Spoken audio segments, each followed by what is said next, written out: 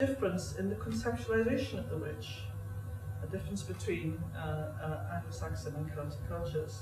There are two Welsh words for witch, gwrach, which can also mean old woman, and gwyddon, which is translated in the dictionaries as witch, but which includes within it the concept of knowing, of being one who knows. The gwydd is the same as gwyddoniaeth sciences, the one who knows.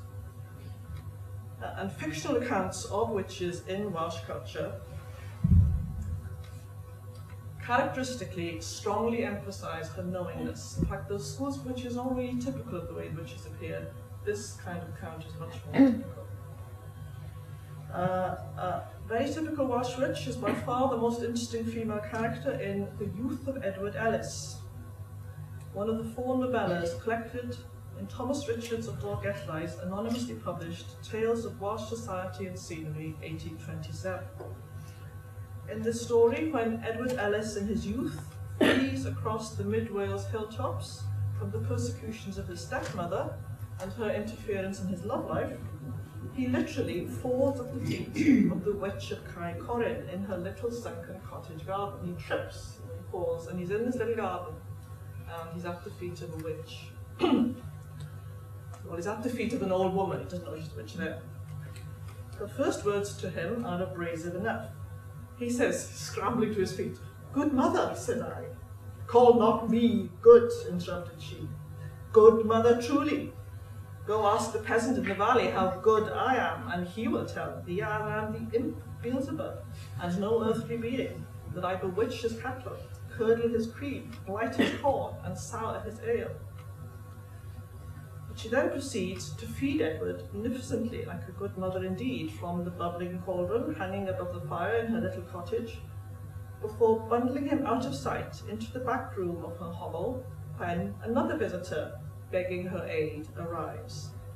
Trapped in that back room, Edward is witness to her dealings with an array of callers, thus providing the reader very naturally with a detailed account of a day in the life of a late 18th century Welsh witch.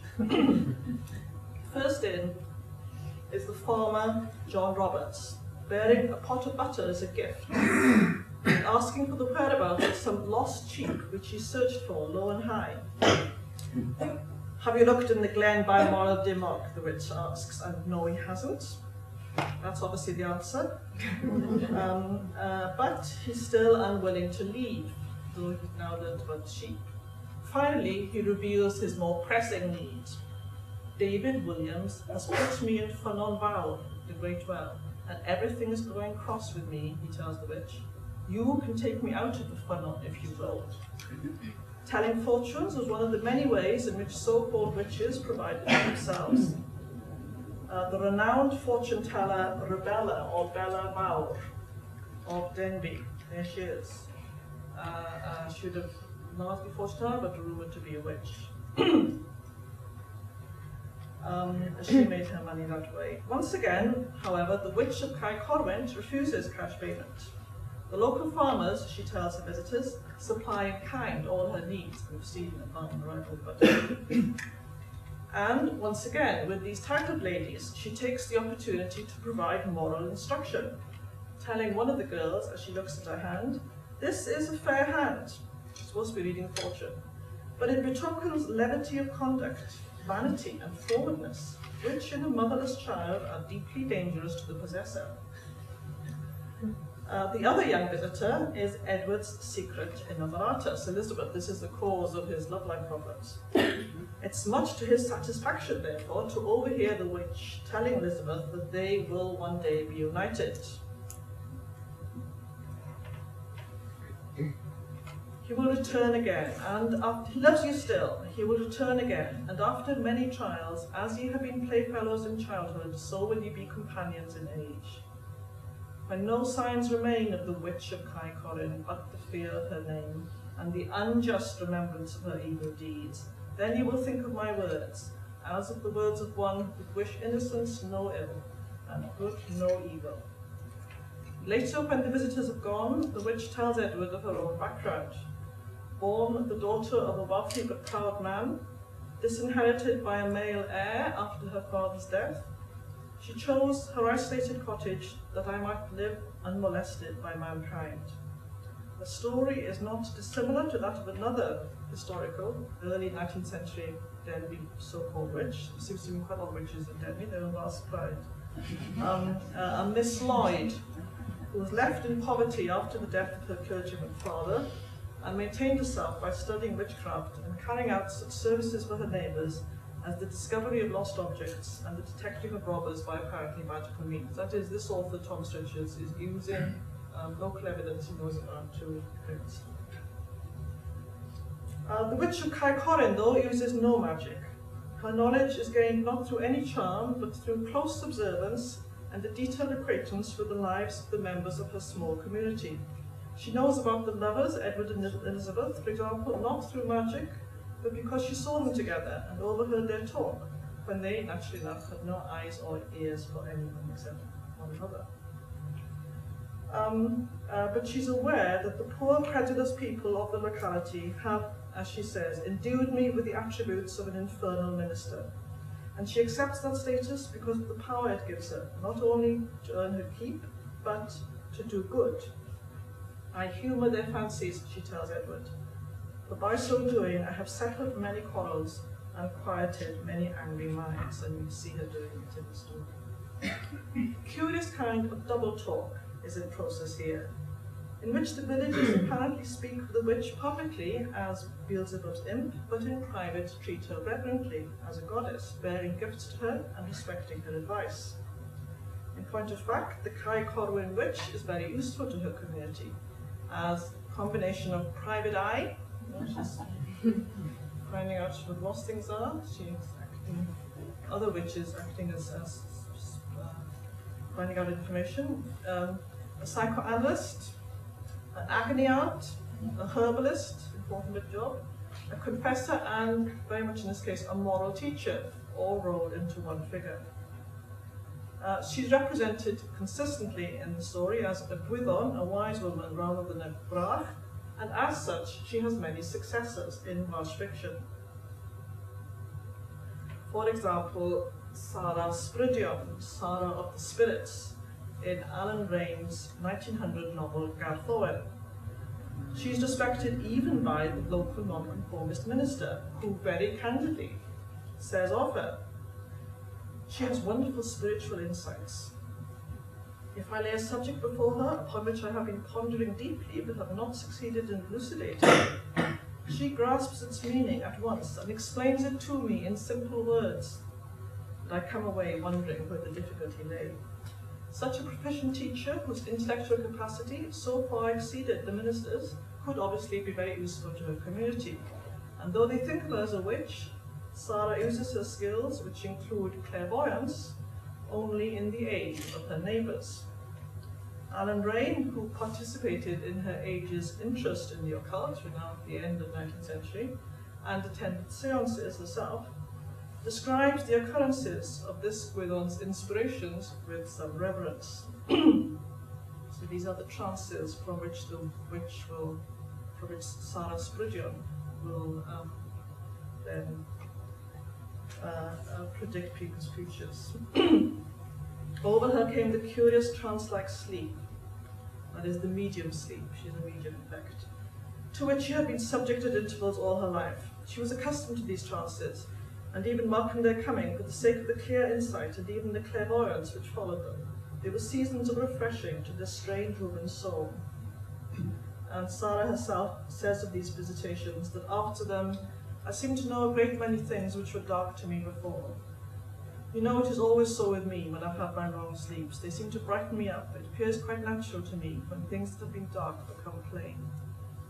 Sarah Sprydion is a figure of inspiration and solace in the novel in which she appears.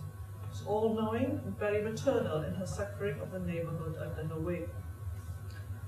Another similar figure is Sarah Gwerth. So we're scampering through decades of Welsh literature here, showing this is typical way in which they present Richards.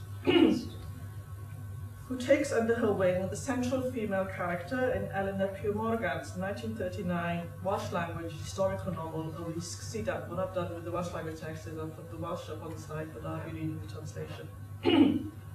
this novel is called The Silk Dress, which is set in the mid-19th century. The novel includes a lively account of how Sarah came to be seen as a witch in the first place. Sarah Werman spent years in London and sold herself to the devil there, or so people said who knew about these things. When she came home, the sewing was very popular, until the rumour went round that bad luck followed her work. One woman died before wearing the fine wedding clothes which had been made for her by Sarah.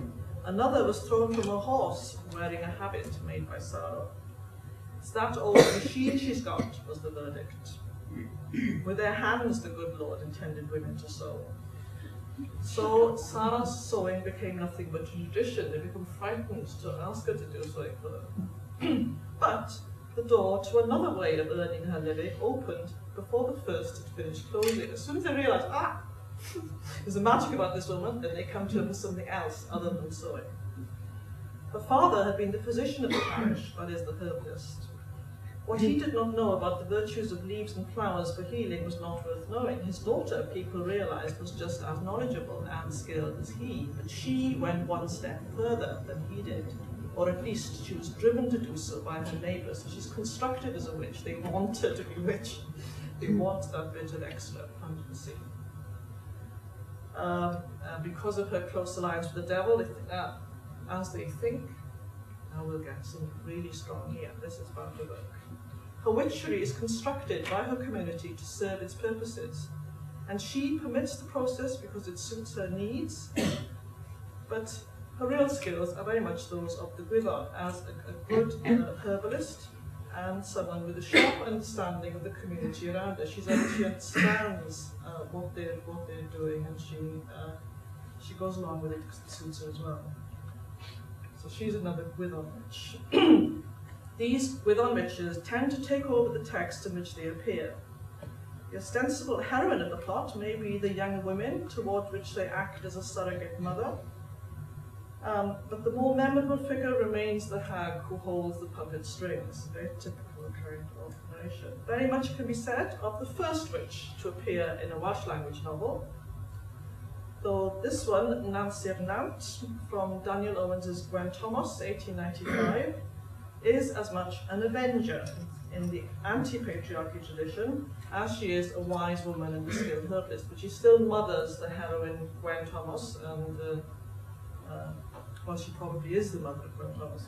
She's very much essential to the text. Nancy's main enemies are the two male figureheads of her community, the squire and the parson, and she succeeds in compounding the two of them at once and giving the squire a fatal stroke when she halts at the altar the marriage of the squire's son and heir to his wealthy betrothed by producing in the church the proof that he's already a husband and a father. Like the witches of Craigisab and Dylan Thomas's doctor's daughter, Nancy also refuses to recognise hierarchies of rank, and she transgresses across gender boundaries for her own purposes. Nancy calls everyone thou, is the familiar term, from the highest to the lowest in the land, says the narrator.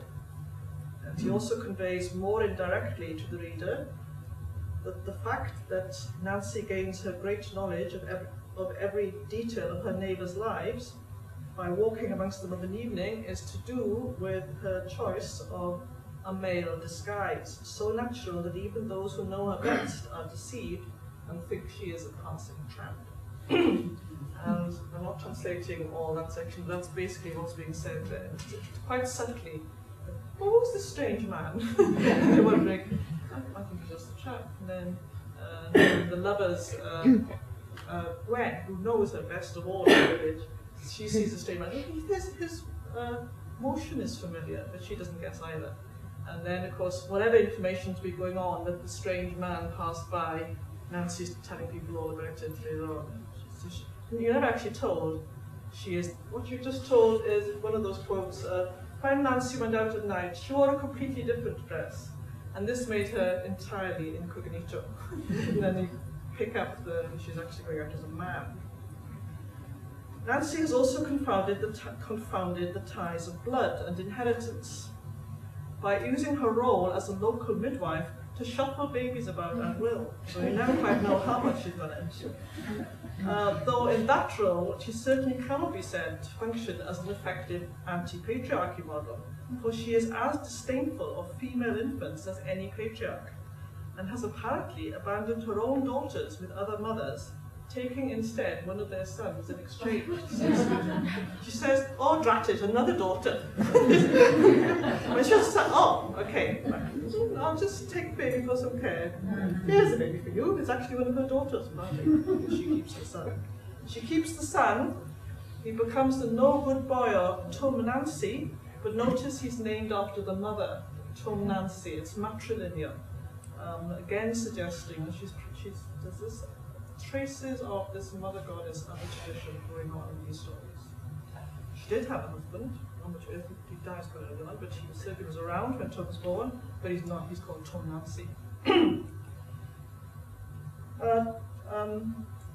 Though such anarchical figures as Nancy may be relatively rare in the 19th century and early 20th century fiction, which are largely dominated by the Wyddon figures, the wise woman figures,